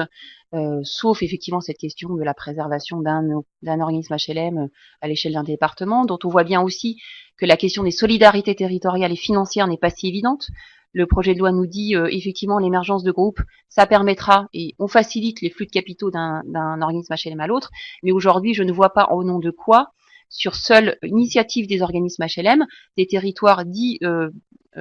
attractifs et qui génèrent de l'autofinancement financier iraient financer les territoires déficitaires où l'autofinancement est négatif. Encore une fois, ce n'est pas les organismes HLM de leur initiative, même en existence d'un seul et même groupe immobilier, qui vont l'orchestrer, et les collectivités locales vont être extrêmement défavorisées les unes par rapport aux autres. Enfin, certaines vont réussir effectivement à garantir un autofinancement préservé, c'est-à-dire que peut-être que les métropoles vont être très attentifs au fait que leurs financements publics vont être réinjectés sur le territoire, ce qui va finalement accélérer la déqualification des autres collectivités locales. Donc on voit bien là tout le paradoxe et les risques aussi à avoir donné une place extrêmement marginale aux collectivités locales dans ce projet de loi. On n'est pas anti-collectivité territoriale, mais on n'est pas complètement, effectivement, dans la continuité des lois précédentes où, effectivement, le leadership des intercommunalités était réaffirmé. Donc, cette espèce de regard un peu distancié, joué porté vis-à-vis des politiques locales de l'habitat, a des effets, effectivement, absolument importants sur les territoires et qui relève du coup du rôle effectivement et de la capacité qu'ont les collectivités locales à peser mieux, y compris celles qui n'ont pas ces moyens d'ingénierie, ces moyens financiers et ce leadership politique, et puis aussi au rôle de l'État qui doit conserver de solidarité nationale, de redistribution financière pour faire en sorte qu'on n'ait pas qu'un modèle libéral dans lequel c'est l'autofinancement du secteur qui va faire l'alpha et l'oméga des capacités d'investissement dans les territoires. Merci. Alors j'ai une autre question concernant la vente de l'eau en copropriété. Est-ce qu'un minimum de travaux devront être réalisés pour les organismes avant la mise en vente pour éviter que la copropriété se retrouve avec des travaux à voter? À ma connaissance, et sauf erreur, aucune disposition nouvelle est prévue en ce sens. Merci. J'ai pas d'autres questions pour l'instant. On va peut-être poursuivre sur la deuxième brique importante, qui est plus courte, mais également très impactante pour les collectivités locales, qui est la question de la poursuite de la réforme des attributions. Effectivement, on avait eu en 3 ans 3 lois importantes à digérer, la loi Lamy et la loi Allure, puis la loi Égalité-Citoyenneté, qui étaient extrêmement prescriptives et volontaires sur l'évolution des pratiques au niveau local en matière de réforme des attributions, et puis aussi qui avait très clairement affirmé le leadership des intercommunalités, point sur lequel, là aussi, la loi Elan est beaucoup plus timide, puisqu'il y a une seule disposition sur laquelle on voit que les intercommunalités auront un rôle à jouer, et encore, si je puis dire, alors que l'ensemble des autres dispositions n'évoquent pas du tout concrètement le rôle des régulations et le rôle concret que pourront jouer les intercommunalités dans ce champ. Première disposition, donc là on est dans le titre 3, répondre aux besoins de chacun et favoriser la mixité sociale. D'abord les articles 35 à 37, dont l'objectif est de favoriser la mobilité dans le parc social et améliorer la transparence des attributions de logements sociaux. Là aussi, on revient sur les deux perspectives concrètes qui étaient dans le programme d'Emmanuel Macron, qui sont d'un côté le système de cotation et de l'autre la mobilité dans le parc social. Alors, première disposition qui est prévue, l'évolution des missions de la commission d'attribution des logements, qui sera dorénavant intitulée commission d'attribution et d'examen de l'occupation des logements, avec le principe d'examen tous les 6 ans de la situation de tous les ménages, qui est effectivement l'article 35 du projet de loi. Alors, il faut rappeler que ces dispositions, elles sont réservées au secteur dit tendu, donc les logements situés dans les zones géographiques se caractérisant par un déséquilibre important entre l'offre et la demande de logements sociaux, qui sera définie par décret. Et cette incitation à la mobilité concerne les cas particuliers, donc c'est quand même assez orienté dans les préoccupations du gouvernement, vis-à-vis de la sous-occupation et de la suroccupation des logements, vis-à-vis des logements consacrés au handicap, donc un logement adapté au handicap dont les occupants ne seraient plus en situation de handicap, et puis d'un côté la reconnaissance et l'accompagnement des ménages en situation de handicap, et le déplacement du plafond de ressources applicable au logement. Donc la procédure est assez opérationnelle et concrète, hein, donc il s'agit d'examiner tous les 6 ans à dater de la date de signature du contrat de location. Donc les ménages vont être tous les 6 ans examinés en cale pour voir quelles sont les possibilités qu'on pourrait leur offrir de mobilité dans le parc social. Donc la mesure concrète, c'est que la commission examine la situation des ménages concernés et puis le bailleur ensuite procède avec le locataire à un examen de sa situation et les possibilités d'évolution de son parcours résidentiel. C'est une disposition qui s'applique au contrat de location en cours à la date de la loi. Alors, au-delà de la disposition un peu concrète que ça relève, on peut aussi considérer que ça sera aussi un moyen de mieux contrôler les dispositions qui étaient déjà inscrites dans les lois précédentes, hein, d'invitation et d'incitation à la mobilité, et en particulier la loi égalité-citoyenneté, qui renforçait les dispositions de perte au maintien dans les lieux pour les ménages dont le revenu dépasse 150% des plafonds, ou pour les ménages en sous-occupation, dont les critères de sous-occupation avaient été resserrés. Donc, au-delà de la disposition opérationnelle, ça va obliger la CAL aussi à examiner toutes les situations de tous ces ménages et peut-être d'éviter les trous dans la raquette ou les contournements peut-être qui avaient lieu jusqu'à présent dans l'examen de ces situations. Autre mesure importante qui était explicitement prévue dans la loi, l'obligation de la mise en place de systèmes de cotation. Alors ça, c'est un vieux sujet qui avait déjà émergé dans la loi, dans les réflexions de la loi Allure, avec une invitation et voilà à la cotation. Il y avait eu hésitation de la part du gouvernement à l'époque de dire est-ce qu'on l'oblige, est-ce qu'on l'oblige pas. À l'époque, il avait été arbitré de ne pas l'obliger. C'était revenu aussi dans les réflexions de la loi égalité-citoyenneté. Et là, ça y est, on est dans l'obligation. Sachant que cette disposition, et c'est la seule disposition dans laquelle on fait référence aux intercommunalités, puisque la cotation s'impose à tous les intercommunalités qui étaient déjà assujetties à la réforme des attributions. Donc les intercommunalités tenues de se doter d'un PLH ou ayant la compétence habitat et au moins un QPV. Voilà, donc encore une fois, c'est le seul cas où on fait référence à l'intercommunalité. Petite précision, pour l'Île-de-France, il est fait référence à la commune de Paris, qui est déjà dotée d'un système de cotation, et aux établissements publics territoriaux de la métropole du Grand Paris. Donc ce n'est pas à l'échelle de la métropole du Grand Paris, en tout cas au sens de l'obligation législative que le système de cotation serait mis en place, mais les EPT. Et ce sont des dispositions qui seront intégrées au volet gestion de la demande de la réforme des attributions, c'est-à-dire le PPGD qui avait été mis en place par la loi Allure. Autre point important, les critères sont de définition locale, donc à la fois les critères et leur pondération, et donc à définir par les acteurs du PPGD, avec toutefois le respect des priorités et des critères définis à l'article 441-1, qui définit les ménages prioritaires devant bénéficier d'une attribution de logements sociaux. Donc, bien évidemment, on peut supposer que dans ce système de cotation qui sera de toute façon négocié avec les services de l'État, la place des publics prioritaires sera quand même examinée avec une très grande attention, sans pour autant être forcément dans des critères de cotation qui étaient une des craintes que certains acteurs avaient à l'esprit. Donc le système de cotation unique au niveau national, donnant l'ultra prépondérance au public prioritaire. Bien évidemment, on sait que les services de l'État, ils seront très attentifs. Il est d'ailleurs prévu dans l'étude d'impact de la loi que le système national d'enregistrement permette ces modules cotation avec effectivement une prudence qui est accordée à la modulation possible des critères de cotation,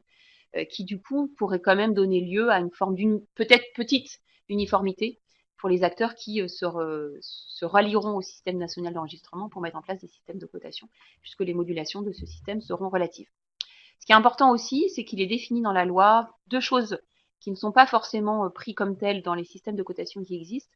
La première, c'est la définition des conditions dans lesquelles le refus d'un logement de la part du ménage pourrait donner lieu à des sanctions, entre guillemets, et donc soit moduler la cotation de la demande, c'est ce qui est prévu dans la loi, soit comme d'autres dispositions, faire disparaître de la base des ménages qui auraient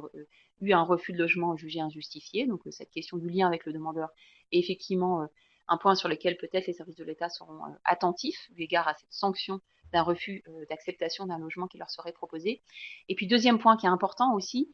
qui peut interroger certains acteurs qui sont déjà dotés d'un système de cotation, c'est le principe de rendre public ce système Et il est écrit dans la loi le fait que le public et les demandeurs de logement social reçoivent une information appropriée sur le système mis en place dans le cadre du service d'accueil et d'information. Donc toute la question sera de savoir comment on interprète ce texte. Est-ce que c'est une simple information sur les systèmes de pondération, tel que le fait Paris, par exemple, aujourd'hui, il est rendu public, hein, le système de points, c'est-à-dire en fonction de mon profil, quels sont les points qui me seront donnés, avec l'inquiétude qu'ont certaines collectivités locales à dire que ça pourrait aussi donner lieu à des informations données aux demandeurs sur les délais d'attente sur une proposition, ce qui est extrêmement complexe à simuler, puisque c'est très très volatile et c'est très dépendant du logement qu'on proposera à un temps T sur un territoire donné. Autre disposition prévue dans la loi Elan, qui est plutôt l'entérinement, si je puis dire, de dispositions qui avaient déjà pris au niveau local un certain nombre d'intercommunalités, la simplification des commissions de désignation en QPV, qui était une sorte de précal qui permettait d'être attentif aux attributions qu'on menait dans les quartiers en politique de la ville, qui renvoyait à la commission de coordination et dont le rôle serait beaucoup moins opérationnel, puisque la loi dit que cette commission de coordination, donc qui reprend à sa charge le rôle qui était prévu dans les commissions de désignation en QPV, peut avoir un rôle opérationnel si les signataires de la convention le décident. Donc on pourrait s'acheminer vers plus de souplesse dans ce travail de précal qui était prévu dans la loi égalité-citoyenneté et effectivement plus de latitude donnée au niveau local sur cette disposition qui interrogeait eu égard au risque de vacances que ça pouvait générer dans les quartiers en politique de la ville et puis à la lourdeur des dispositions que ça pourrait représenter pour des intercommunalités où il y a beaucoup de QPV et donc beaucoup de flux d'attribution au quotidien. Autre disposition et dernière disposition relative à la réforme des attributions et qui là pour le coup ne fait pas du tout référence à la question des intercommunalités, la gestion en flux des contingents, l'article 38, dont l'objectif est d'aller vers une plus grande fluidité des attributions. Alors aujourd'hui, ce que dit la loi, c'est qu'il est prévu des exceptions pour certains personnels œuvrant à la sécurité ou la défense nationale. Il est également prévu la définition d'un délai pour mise en œuvre de cette gestion en flux des contingents, avec au plus tard un délai de 2 ans pour le mettre en place. Donc là, on voit bien tout l'intérêt potentiel que pourrait avoir cette gestion en flux des contingents dans la mise en pratique, si je puis dire, des enjeux de mixité sociale qui sont aujourd'hui prévus dans la loi égalité et citoyenneté, donc dans lesquels aujourd'hui le fait qu'on ait des tuyaux parallèles d'affectation des logements ne facilite pas une certaine souplesse dans une approche plus globalisée de l'accueil des ménages et de la régulation des spécialisations territoriales. Pour autant, encore une fois, aujourd'hui, rien ne dit des échelons territoriaux ou des critères de prise en compte de cette gestion des contingents, ce qui veut dire par défaut que c'est chaque organisme HLM qui va l'orchestrer, ce qui veut dire du coup un rôle plus important des organismes HLM dans la mise en œuvre des dispositions qui s'imposent aux contingents, puisque y compris, la loi égalité et citoyenneté imposait des quotas d'attribution pour les différents contingents eu égard à l'accueil des publics prioritaires. Là, on peut considérer que c'est un report de cette responsabilité au niveau des organismes HLM qui vont devoir gérer en propre l'affectation des logements à tel et tel contingent et de fait à l'affectation au public prioritaire prévu par la loi égalité et citoyenneté. Donc c'est un report de la responsabilité au niveau des organismes HLM et de fait en creux un rôle assez peu explicite des intercommunalités, des collectivités locales dans cette gestion, encore une fois, décloisonnée des attributions vis-à-vis des différents contingents de réservataires. Voilà, donc c'est une disposition dont l'application est quand même pas neutre, y compris en matière d'outillage de la part des uns et des autres. Et puis, ça n'est effectivement pas neutre dans le rôle respectif qu'auront les organismes HLM et les collectivités territoriales dans les stratégies d'accueil territoriales et cette question des mixités sociales. Voilà, sur la question des réformes des attributions, il faut aussi faire le lien avec cette incitation et cette invitation à la poursuite de la réforme des politiques de loyer de la part des organismes HLM, dont on a entendu aussi fleurir dans différents propos la possibilité de la rendre obligatoire, peut-être, ce qui effectivement là aussi est pas neutre vis-à-vis de la poursuite de la réforme des attributions et le rôle des collectivités locales. Voilà, je terminerai donc peut-être mon propos pour revenir sur un certain nombre de choses qu'on a évoquées. Si on prend encore un peu plus de recul sur ces titres 2 et ces titres 3, on voit bien qu'on est dans des évolutions extrêmement importantes dans le secteur HLM, à la fois en matière de modèle économique, bon, c'est le rôle de la loi Elan, mais c'est aussi on est aussi dans une loi Elan qui vient accompagner des dispositions extrêmement importantes portée dans la loi de finances, avec une réinterrogation du modèle économique du secteur HLM, avec petit à petit une invitation à l'autofinancement du secteur, autofinancement qui serait permis par l'émergence de ces groupes immobiliers avec ce principe de flux financier plus important, et aussi ce rôle extrêmement important que va jouer la vente HLM à moyen et à long terme, mais aussi, alors on a un peu eu l'occasion de l'évoquer, peut-être une séduction qu'on voit émerger dans la loi Elan autour du locatif intermédiaire, qui pourrait peut-être être perçu comme un des moyens d'autofinancement du secteur, puisqu'on ne l'a pas dit là, mais il y aura obligation dans les PLH à mettre en place des objectifs quantitatifs au titre du locatif intermédiaire, dont on voit tout l'intérêt peut-être en Ile-de-France, mais beaucoup moins l'intérêt en province, où le rôle du locatif intermédiaire est beaucoup plus interrogeant. Donc, son rôle dans l'autofinancement du secteur est à prendre avec beaucoup de précautions, mais il y a invitation aussi. Et donc, on voit aussi ce lien émerger dans le principe du financement en propre du secteur HLM. Un positionnement, une articulation entre famille HLM d'un genre nouveau, qui va avoir émergé effectivement ces groupes qui vont permettre peut-être, dans une certaine mesure, l'émergence de groupes avec alliance entre familles HLM, qui va du coup amener dans la philosophie d'intervention, dans le partenariat local, dans le rôle des collectivités locales, aussi à voir émerger des partenariats un peu nouveaux. Dans l'organisation et le dimensionnement, on est bien dans cette consécration du groupe immobilier comme la voie d'avenir, pour tout un tas de raisons, mais aussi en soi, considérant qu'on est plus meilleur, plus performant, plus pertinent quand on est adossé à un groupe, ce qui effectivement est une vision qu'on peut questionner. Et puis cette émergence de métiers nouveaux, avec du partage de savoir-faire entre sociétés HLM d'un groupe immobilier, notamment dans ces alliances d'un genre nouveau, et puis le développement du rôle de ces filiales à rallier aussi avec cette question d'autofinancement du secteur, etc. Et de fait, en miroir avec ce grand chamboulement du secteur HLM, la question de la place des collectivités locales, qui est, pour être prudent, peu affirmée à incertaine, avec ce leadership des intercommunalités qui était très clairement affirmé dans la loi Allure, dans la loi Lamy, dans la loi Égalité et Citoyenneté, qui aujourd'hui, en creux, est beaucoup moins clairement énoncée, avec cette articulation très incertaine entre le nouveau tissu des organismes HLM et les territoires, et donc les intercommunalités. Et puis avec ces dispositions relatives à la poursuite de la réforme des attributions, où seulement sur la cotation on y fait référence, ce qui veut dire que sur le reste on ne sait pas, et que ça sera aussi assujetti à la capacité de conviction en propre des intercommunalités pour être plus ou moins prescriptive et offensive sur les autres dispositions. Et puis avec ce contournement peut-être du rôle des maires sur la vente HLM, dont on voit effectivement du coup toute l'importance que pourront avoir en compensation de ce rôle plus mesuré des maires, donc l'importance qu'il y aurait à avoir un rôle plus important qu'aujourd'hui, affirmé dans la loi Elan pour les intercommunalités. Et puis globalement aussi, peut-être une réforme qui associe une obligation de résultat à une obligation de moyens, où on voit effectivement sur cette question de la vente HLM et sur cette question de la restructuration du tissu, où on voit qu'on n'est pas que dans une obligation de moyens, mais aussi une obligation de résultat. Il faut adhérer à un groupe parce qu'il faut adhérer à un groupe, il faut vendre du patrimoine parce qu'il faut vendre du patrimoine. Et puis à l'inverse, sur la réforme des attributions, qui jusqu'à présent était énoncée dans une obligation de résultat, il faut accueillir plus de ménages défavorisés, de manière plus solidaire territorialement et de manière plus solidaire entre les différents réservataires. On voit là que sur la réforme des attributions, on bascule à l'inverse sur une obligation de moyens, c'est-à-dire que la manière dont les acteurs vont s'y prendre va aussi être très encadrée, avec l'obligation à mettre en place un système de cotation, l'obligation à gérer en flux, où on voit qu'on n'est plus qu'un objectif pour le coup là de résultats, mais aussi de moyens, où on va rentrer dans le dur aussi de comment on s'y prend concrètement dans les territoires. Et puis sur un rôle plus opérationnel, Claire Delpech l'a dit tout à l'heure, notamment sur la réforme des attributions, une vraie interrogation de la part des collectivités locales à se dire on va rajouter une couche. On n'y est pas encore dans la mise en œuvre opérationnelle de la loi Allure, de la loi Égalité et Citoyenneté, et là, à l'échéance de maximum 2 ans, on va devoir réintégrer les choses, dont on voit aussi toute l'importance et toute la technicité et les deals politiques qu'il va falloir mettre en place, notamment sur la question de la cotation, qui là va pour le coup mettre les intercommunalités dans un rôle plus prescriptif vis-à-vis du rôle de maire, et qui du coup est encore un grand chamboulement et technique et politique,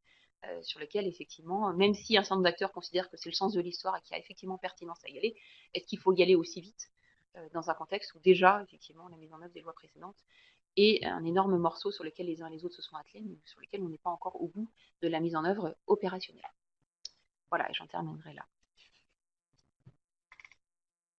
Donc on va passer aux questions-réponses. Pour l'instant, je n'ai pas de questions. Donc n'hésitez surtout pas à poser vos questions sur le chat.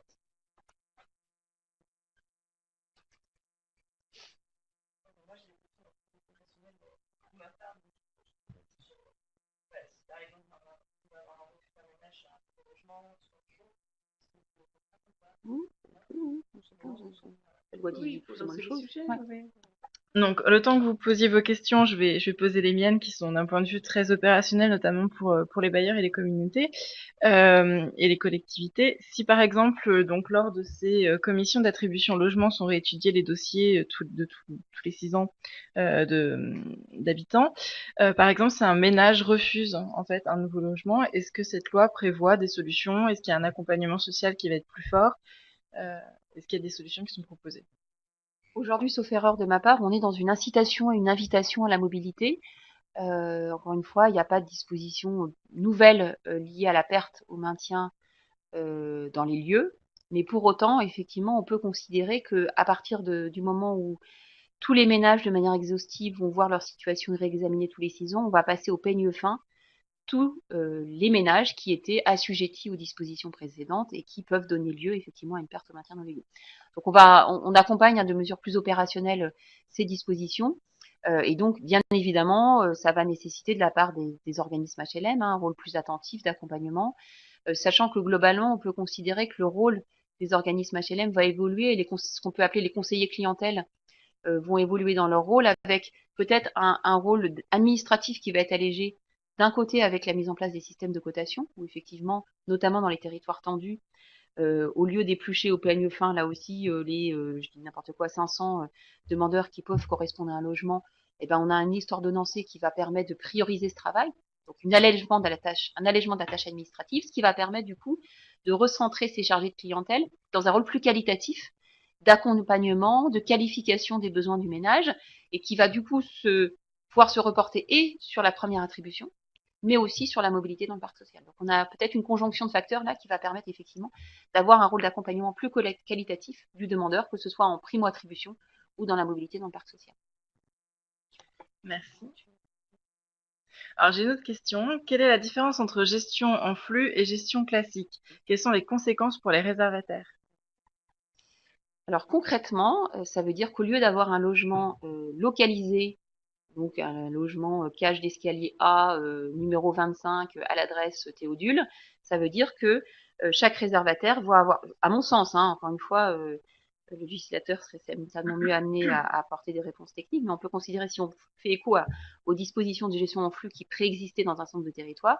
ça veut dire que chaque réservataire, au lieu d'avoir des logements localisés dont l'attribution va être suspendue et assujettie à la libération effective des logements, avoir des objectifs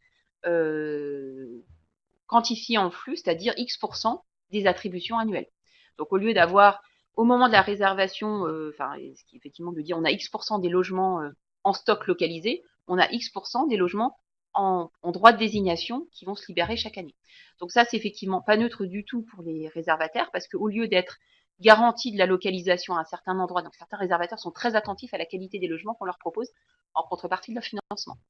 Là, ils vont avoir des objectifs beaucoup moins sécurisés en matière de qualité, d'attractivité des patrimoines, ce qui, encore une fois, est pas neutre dans la négociation que vont avoir les organismes HLM avec leurs réservataires, notamment à l'aune de cette fameuse principe d'autofinancement du secteur, où effectivement les bailleurs sociaux vont de plus en plus être dépendants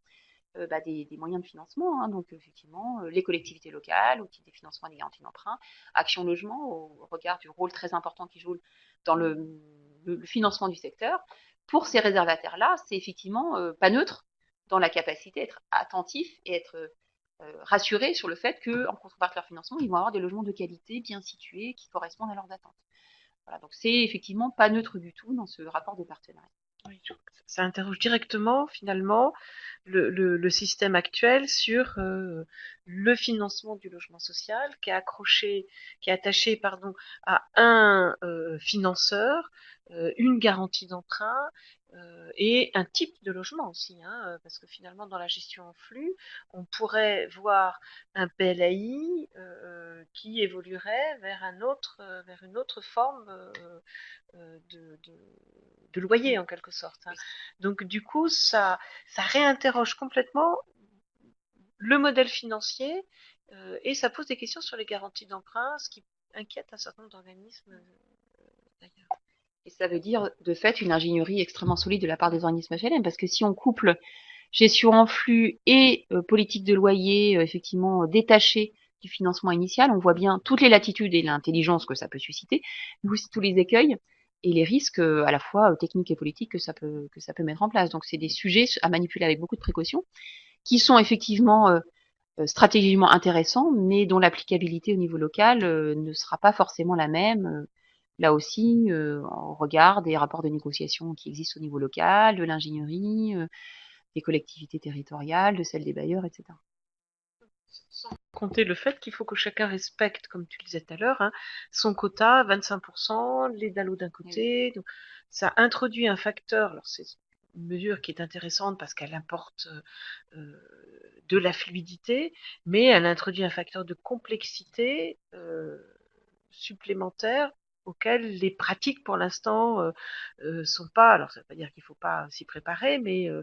il va falloir le mettre en place. Ça risque d'être un peu compliqué, surtout dans des perspectives intermédiaires. Et là, on est contrairement à la politique du loyer, même si on entend ici ou là que la politique du loyer ne serait plus une incitation à l'expérimentation, mais peut-être une obligation dans le débat parlementaire, voilà. En tout cas, sur la question de la gestion en flux, c'est une obligation. Donc, on n'est pas dans l'étude d'opportunité de la part des acteurs locaux à y aller. Là, il faut y aller, et effectivement, ça nécessite, c'est des vrais choix stratégiques et techniques qui sont extrêmement importants, sur lesquels, effectivement, il faut être doté d'une ingénierie solide et d'une capacité de conviction et de partenariat tout aussi solide. Merci. Alors j'ai une autre question du coup. Comment intégrer ces changements dans la priorisation de publics défavorisés, donc PDL, HPD, pardon, DALO, etc. La loi égalité et citoyenneté réaffirme un certain nombre de publics prioritaires. Comment intégrer un système de cotation pour attribuer les logements à des publics qui sont déjà prioritaires au sens de la loi?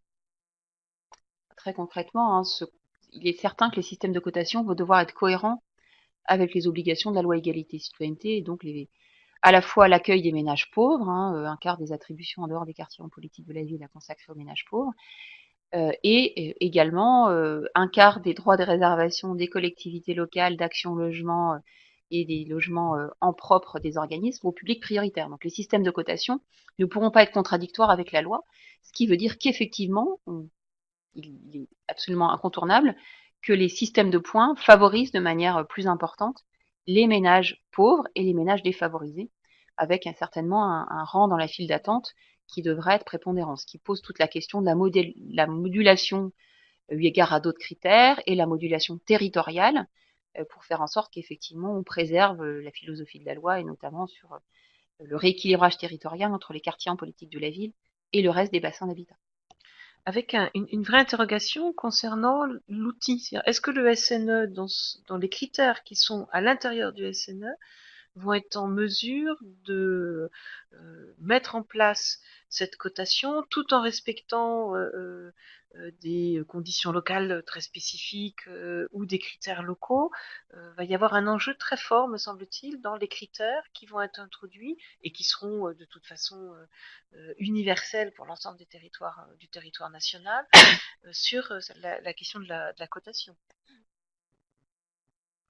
Alors du coup, est-ce que l'on peut dire que l'on passe d'une culture de l'usager du service public vers une culture client orientée résultat et donc d'un changement de paradigme? Alors je suis pas très à l'aise avec la culture client parce que la loi nous dit plutôt effectivement obligation de résultat, mais plutôt en matière de prise en compte des besoins des publics défavorisés, donc plutôt service public. Alors voilà, je suis pas certaine de comprendre complètement la question. En tout état de cause, encore une fois, on est dans un système sur la question des attributions qui va être de plus en plus encadré, avec d'un côté ce qui était les lois précédentes, allure, égalité, citoyenneté, l'AMI, obligation de résultat, c'est-à-dire voilà, la loi égalité et citoyenneté disait il faut être représentatif et faire en sorte que en dehors des quartiers en politique de la ville, on ait le même niveau de représentativité entre la part des ménages pauvres dans la demande et la part des ménages pauvres dans les attributions, avec d'ailleurs un certain nombre de modulations plus ou moins réelles d'ailleurs dans les négociations au niveau local. De la même manière que Allure disait il faut que le service public d'accueil du demandeur soit homogène à l'échelle d'un territoire. Donc là, on était vraiment dans plutôt une philosophie stratégico-politique de dire il faut arriver à un certain niveau de prise en compte, d'accueil, d'équité territoriale, d'équité sociale, etc. Là, on rentre dans le cran d'en dessous, qui est de dire comment on s'y prend. Parce qu'effectivement, il peut y avoir une cohérence extrêmement forte, aller vers niveau d'accueil des publics, régulation territoriale de ces publics, avec la question de la mobilisation du système de cotation qui va permettre de garantir le niveau d'accueil de ces publics, et puis la question de la gestion en flux qui va permettre de jouer territorialement et avec plus de latitude sur l'accueil de ces publics. On voit bien qu'il y a globalement une cohérence, mais il n'y avait pas forcément besoin de la loi pour aller vers cette cohérence. C'est-à-dire qu'il y a déjà des territoires qui, à la réserve près des services de l'État, qui ont été un peu contradictoires sur cette question de la gestion en flux, puisqu'il y a quelques années, les services de l'État ont récupéré, entre guillemets, leurs logements, qui géraient jusque-là en flux, aller les relocaliser de manière concrète. Mais il y avait déjà des expériences de gestion en flux, rien n'interdisait la gestion de la modulation des loyers, etc., depuis des expérimentations qui sont déjà en cours. Mais là, on passe de la possibilité de le faire à l'obligation de le faire. Ce qui veut dire qu'on va de plus en plus encadrer les systèmes, avec à la fois cette concordance de non seulement obligation de résultat, montrez-moi comment vous êtes solidaire, équitable dans l'accueil des plus défavorisés au niveau des différents territoires de l'intercommunalité, à montrez-moi comment vous allez faire pour y parvenir. Et donc là, cet encadrement est tel que tout va se jouer à la négociation locale. Ce qui veut dire que les services de l'État vont avoir, à mon sens, un rôle double, à la fois d'attention forte à effectivement la mise en œuvre de la philosophie du législateur, mais aussi de souplesse, c'est-à-dire qu'il ne faut pas qu'on ait effectivement un système de cotation uniforme, il faut être attentif aux souplesses locales et à la prise en compte des réalités territoriales. Ce qui, aujourd'hui, n'est pas un sujet sur lequel, effectivement, par rapport à ce que disait Claire tout à l'heure, on n'a pas forcément démontré dans le passé que cette souplesse des services de l'État vis-à-vis d'une approche un peu descendance de mesures législatives était toujours en rendez-vous. Eu égard aussi aux moyens humains qu'ont les services de l'État, qui dans un certain nombre de territoires sont des agents peu nombreux, confrontés à plus ou moins de situations, et donc avec un partage d'expérience qui n'est pas toujours évident pour eux. Donc il faut être très prudent justement, et peut-être plus incitatif dans la loi, pour donner plus de latitude au territoire, eu égard à ce caractère, encore une fois, extrêmement prescriptif, sur lequel on rentre aujourd'hui sur la question des attributions. Oui, peut-être pour compléter, dire qu'il va falloir à la fois aller dans le sens d'une amélioration concernant l'attribution, les dispositifs d'automatisation, de modernisation en quelque sorte, dans l'analyse des demandeurs, d'uniformisation de ces pratiques qui introduiront plus de transparence, plus d'équité, parce que ça c'est un mouvement fort qui s'inscrit depuis longtemps et qui correspond à des attentes de très nombreux acteurs et des attentes citoyennes importantes dans ce domaine-là, et en même temps maintenir au niveau local une capacité à bien comprendre la demande, bien caractériser la demande, bien identifier les besoins locaux, bien qualifier cette demande de façon à faire fonctionner à la fois cette nécessité d'améliorer, de moderniser les dispositifs, tout en restant sur des questions très particulières que porte le logement social et les impératifs de mixité. Ça veut dire qu'il va falloir beaucoup travailler les pratiques, et très innovant dans les pratiques, dans une collaboration étroite entre les organismes de logements sociaux qui ont vraisemblablement des efforts à faire de ce côté-là, et les collectivités locales aussi de leur côté, dans la mise en relation de ces pratiques. Et alors du coup, au niveau de ces cotations et de ce système de cotation, est-ce que pour une même EPCI qui peut être sur plusieurs territoires, est-ce qu'elle va avoir une même grille de cotation unifiée, ou est-ce que l'on peut vraiment s'adapter selon cette finesse de commune? Je dis, ah bah non, mais je vais laisser Anne-Catherine répondre sur le plan technique. Mais l'idée, c'est, l'échelle, c'est l'intercommunalité. Donc, ces outils-là, ils sont définis à l'échelle de l'intercommunalité, et la sensibilité de proximité, je sais pas comment l'appeler autrement, elle doit rentrer dans des critères qui sont définis à l'échelle de l'intercommunalité. Oui, je pense que l'intention, effectivement, du législateur, c'est d'aller vers des systèmes de cotation uniforme, le plus uniforme possible à l'échelle de l'intercommunalité. Alors pourquoi je dis le plus uniforme possible? Parce que dans les questions qui peuvent se poser, c'est la question de la prise en compte des enjeux de mixité sociale où, bien évidemment, il faudrait être attentif à la question des quartiers en politique de la ville, surtout eu égard au rôle prépondérant qu'on pourra donner en matière de système de points aux publics les plus défavorisés, sur lesquels il faudra bien évidemment, eu égard aux enjeux d'accueil plus fortement de publics défavorisés en dehors des QPV, et à l'inverse, d'essayer d'accueillir davantage de ménages un peu moins défavorisés dans les quartiers en politique de la ville. On peut considérer qu'il ne faudra pas être dans une application aveugle d'un système de cotation qui pousse plutôt les publics pauvres et les publics défavorisés dans les quartiers en politique de la ville. Donc il y aura bien évidemment des enjeux. Alors je ne sais pas si c'est des modulations de points ou des systèmes de dérogation ou des systèmes de latitude locale, enfin, soit de l'ordre du registre de système de cotation, soit de processus, puisque pour avoir travaillé sur ces sujets-là dans un certain nombre de territoires, la pratique est assez différente sur la prise en compte des quartiers en politique de la ville. Mais très certainement, il faudra bien évidemment être pas dans une application aveugle d'un système de cotation, quels que soient les territoires, sur cet enjeu de mixité. Sachant qu'encore une fois, les systèmes de cotation ne sont pas jamais des systèmes automatiques qui attribuent automatiquement un logement à un demandeur. C'est un système d'aide à la décision qui permet d'ordonnancer une file d'attente. C'est pas un outil magique qui va dire dans tel logement je vais proposer tel candidat. La dimension, l'ingénierie des systèmes de cotation est bien évidemment beaucoup plus souple que ça, selon les territoires plus ou moins souples. Et puis ensuite, il y a toujours le rôle des commissions d'attribution, l'approche qualitative. Tout ne peut pas être dans des modélisations informatiques et techniques. Bien évidemment, le rôle qualitatif de la particularité du demandeur, de la particularité du logement, de la particularité de tel territoire restera importante. La cotation, c'est un système vivant. C'est-à-dire qu'on peut être bien placé à un moment donné, et puis pour des raisons diverses qui tiennent à sa propre situation ou à l'arrivée de demandeurs dont la situation